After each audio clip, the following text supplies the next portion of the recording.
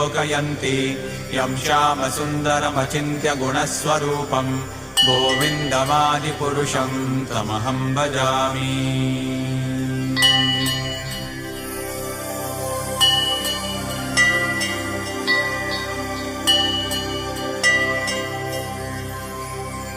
रामादिमूर्तिषु कलानियमेन तिष्ठन् नानावतारमकरोत् भुवनेषु किन्तु कृष्णः स्वयं समभवत् परमः पुमान्यो गोविन्दमादिपुरुषं तमहं भजामि।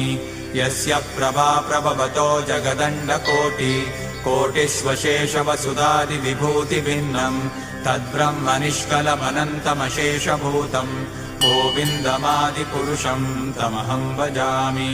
माया हि यस्य जगदण्डशतानि सूते त्रैगुण्यतद्विषयवेदवितायमाना सत्त्वावलम्बि परसत्